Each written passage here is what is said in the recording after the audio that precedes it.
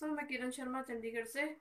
दोस्तों, कुछ महीने पहले खबर आ रही थी कि बाहर की जितनी की 12 टॉप मोस्ट कंपनी है, जो नंबर वन कंपनी है वर्ल्ड की, 12 कंपनी जिसके कर्ता धर्ता जैसे कार्य करने वाले या सीईओ, दोस्तों आपको सोच के या जान के हैरानी होगी कि वो इंडियंस है।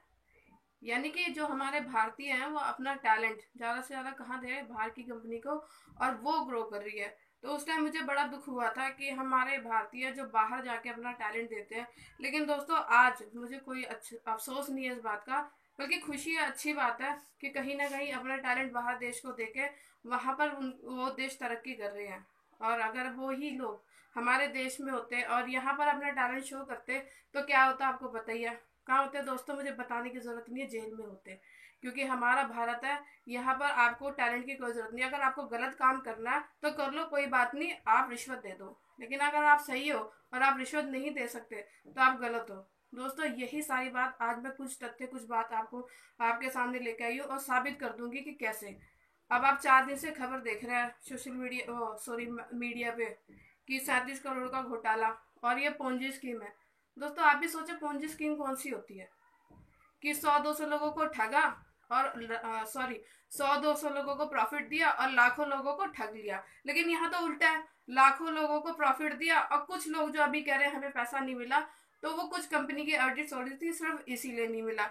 और लाखों लोग जिसे कंपनी ने रोजगार दे रखा है। तो दोस्तों, वो पोंजी स्कीम जिसे हम कहते हैं, तो वही स्कीम बहुत अच्छी है। इसके बाद मैं कहना चाहूंगी कि मीडिया कह रही है कि ये जो इतना बड़ा घोटाला करने वाला ये ठग है, ये नटवर लाल है, बड़ी बड़ी हीरोइनों के साथ ये अपना जन्मदिन मनाता था। दोस्तों, वो जन्मदिन तो सिर्फ हम केक लेके आ गए थे।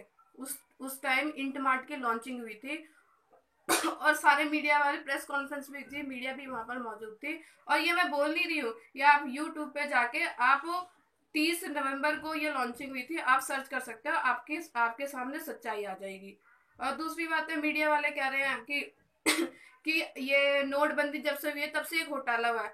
अरे, उनसे ये बोलो कि नोट कोई अदला बदली की है, कोई ये बैंक तो नहीं है जिसने आप सभी के सामने कई बैंकों ने अपना क्या कहते हैं बड़ा प्रॉफिट लेके, मैनेजरों ने, लोग लाइन में खड़े उन तक पैसा नहीं पहुंचा, लेकिन कमीशन लेके बड़े बड़े अमीरों ने अपना पैसा एक्सचेंज कर लिया। लेकिन यहाँ क्या अनुपम मित्तल जी ने पैसा एक्सचेंज किया था? दोस्तों, यहाँ पर सारी पेमेंट एनईएफटी के थ्रू हुई है, एनईएफटी के थ्रू ही कंपनी में पैसा गया है, एनईएफटी के थ्रू ही पैसा हमारे अकाउंट में है। तो आप ये बताइए कि नोटबंदी के कारण यहाँ पर कौन सा घोटाला हो गया। और दूसरी बात एक आ रही है, पोंजी स्कीम की कर लेते हैं। दोस्तों, अगर ये पोंजी स्कीम है तो फेसबुक भी पोंजी स्कीम है। क्यों? अभी मैं नहीं बोलूंगी, 3-4 दिन पहले जी टीवी वालों ने भी दिखाया था कि फेसबुक किस तरह से काम करता है। अब आपके सामने फेसबुक में आपने अकाउंट बना लिया, बिल्कुल फ्री है। लेकिन अगर आपको फेसबुक पेज पे अपने जो भी आपका पेज है या बिजनेस है उसको प्रमोट करना है या उसको बूस्ट करना है, नीचे लिखा आता है, अगर आप उसको क्लिक करोगे तो आपको उसके लिए पे करना पड़ेगा। और ज्यादा भी आप जाओगे तो अगर आपको उसमें दिखाते कि 6 लाख रुपए देके आपको 18,000 लोगों को का विजिट मिलेगा, या 18,000 लोग आपके पेज पे विजिट करेंगे, उसको लाइक करेंगे। और इसी को लेते हैं हमारी कंपनी में, 1,72,000 रुपए लेके हमारी कंपनी 18,000 लोगों का विजिट दे रही थी। तो आप ये खुद अंतर दिखाओ कि क्या सही है, कौन से कम में है, कौन से ज्यादा में है। और दूसरी बात, फेसबुक की बात करते हैं, तो आप सभी को पता है कि हम फेसबुक पे फेक अकाउंट बना सकते हैं। अगर हम फेसबुक पे फेक अकाउंट बना सकते हैं तो क्या जेन्युइन डाटा मिलेगा? मैं ये नहीं कहते कि सारे वहां पर गलत है, लेकिन फेसबुक पे आप अपना गलत अकाउंट भी बना सकते हो, 10 फेक आईडी भी बना सकते हैं। अब बात करते हैं सोशल ट्रेड की। तो क्या दोस्तों, सोशल ट्रेड में हम अपना फेक अकाउंट बना सकते हैं? बिल्कुल नहीं बना सकते, क्योंकि वहां पर हमारा केवाईसी अपलोड करती है कंपनी, एक जेन्युइन डाटा कंपनी के पास जाता है। यानी अगर हम बात करें तो फेसबुक के से ज्यादा, यानी फेसबुक से और हमारे में क्या अंतर है कि वहां पर आपको फेक ऑडियंस भी मिलेगी, लेकिन यहाँ पर आपको एक फिल्टर, एक रियल ऑडियंस मिलेगी। और तीसरी बात अगर मैं कहूँ तो दोस्तों, फेसबुक हमारी कंपनी नहीं है, बाहर की कंपनी है, और सोशल ट्रेड हमारी कंपनी है। अगर हम सोशल ट्रेड में अपना एड प्रमोट करते हैं तो हमारे देश का पैसा हमारे देश में रहता है। अगर हम फेसबुक में अपना एड प्रमोट करते हैं तो वो पैसा बाहर चला जाता है। अभी 3 दिन पहले न्यूज आ रही थी कि जब से रिलायंस ने जियो लॉन्च किया है, नेट बिल्कुल फ्री दे दिया है, तब से फेसबुक के यूजर्स बहुत सारे बढ़ गए हैं। तो फेसबुक के यूजर्स बढ़ने से फेसबुक को 3 गुना ज्यादा मुनाफा हो गया। 3 गुना ज्यादा मुनाफा का मतलब है ये अमाउंट लाखों में नहीं दोस्तों, करोड़ों में नहीं, अरबों में चली जाती है। तो अब आप सोच सकते हैं कि कितना ज्यादा मुनाफा हम फेसबुक को दे रहे हैं। तो यही काम अगर अनुभव मित्तल जी करने वाले थे तो आप ये सोचे, जो इतना सारा पैसा पता नहीं अरबों खरबों खरबों में जो बाहर जाता हमारे देश में रहता तो हमारे देश के ही काम आता। और अनुभव मित्तल जी, क्या फेसबुक हमसे कोई पैसा शेयर करता है? कोई वो जो भी है क्या कहते हैं, सॉरी, जो भी फेसबुक के पास हम लोग पैसा दे रहे हैं, ये जो जा रहा है तो उसका कुछ अमाउंट क्या हमें इंडिया में रहता नहीं। लेकिन अनुभव मित्तल जी दोस्तों इसी पैसे का 70% हम लोगों में यूजर्स में डिस्ट्रीब्यूट कर रहे थे। तो इसमें क्या गलत हुआ?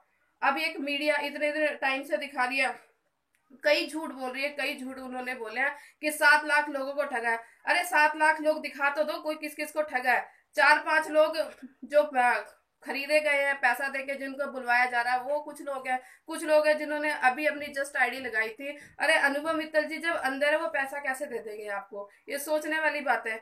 अब मैंने पहली बार देखा है कि एसटीएफ ने क्या किया, मेल निकाल दिया, सोशल मीडिया पे डाल दिया कि आप अपनी कंप्लेन यहाँ पर डालो। अरे दोस्तों, आप यहाँ कंप्लेंट डालने से पहले ये तो सोच लो कि अगर अगर हमने कंप्लेंट डाली तो एसटीएफ अपने को स्ट्रॉन्ग कर रहा है। जो उसने गलत एक आरोप लगाया है वो उसके लिए आपको बोल रहा है कि मेरे पास जो गलत आरोप लगा मैं इसको सही सिद्ध करूं, सही साबित करूं। लेकिन दोस्तों हमें गलत के साथ नहीं देना, सही देना।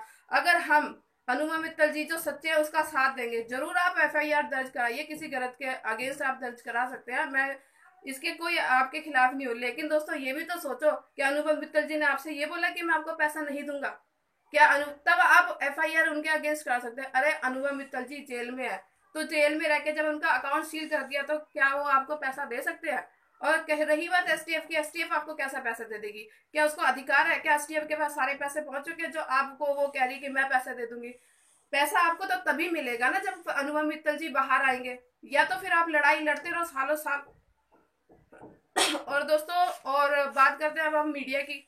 अभी आपके सामने है, आप 5 फरवरी जंतर मंतर यूट्यूब पे आप टाइप करके देखिएगा तो हजारों नहीं आपको लाखों वीडियो मिल जाएंगे और उसमें हजारों लोग आपको अनुभव मित्तल के साथ दिखाई देंगे। जिसे कहते हैं लोगों का हुजूम। हुजूम का मतलब है कि जहां तक आपकी नजर जाती है लोग ही लोग हैं, और वो लोग हैं जो अनुभव मित्तल जी के साथ है, अनुभव मित्तल जी का समर्थन कर रहे थे कि इन्होंने हमें पैसा दिया है, इन्होंने हमें रोजगार दिया है।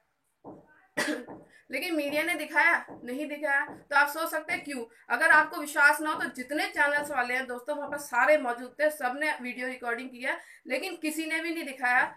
तो इसका प्रमाण आप ले सकते हैं, यूट्यूब पे जाइए, वहां पर आपको सारा दिखेगा कि सारे मीडिया वाले आए थे, किसी ने लाइव टेलीकास्ट नहीं की, किसी ने बाद में भी कोई दिखाया नहीं है। और दिखाया भी तो बहुत मतलब कहते हैं एडिट करके, जो सही बात है उसे छिपा ली गई है और जो गलत बात है वो लोगों के सामने पेश की गई है।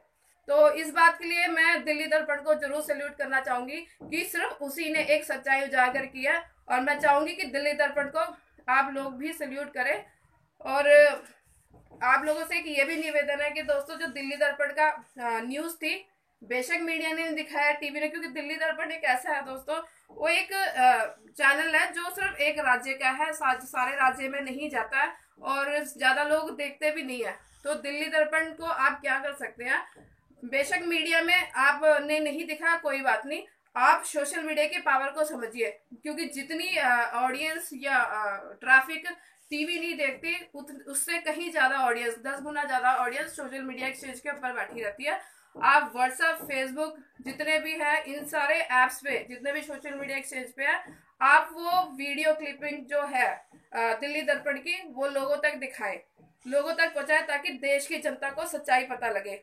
और दोस्तों मेरे वीडियो शेयर करने का कोई, अपने आप को फेमस करने का कोई शौक नहीं है, लेकिन शौक है दोस्तों, तो सिर्फ एक ही शौक है कि सच्चाई आप सभी लोगों तक पहुंचे, देश की जनता तक पहुंचे।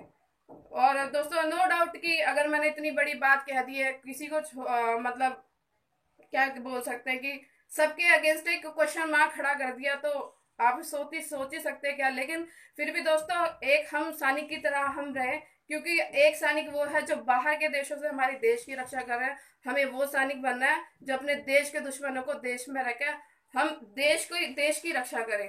तो धन्यवाद दोस्तों, मेरे आप सभी से निवेदन है कि इस वीडियो को जितना से जितना ज़्यादा आप शेयर कर सकते हैं शेयर करें, लोगों तक सच्चाई पहुंचाए। धन्यवाद।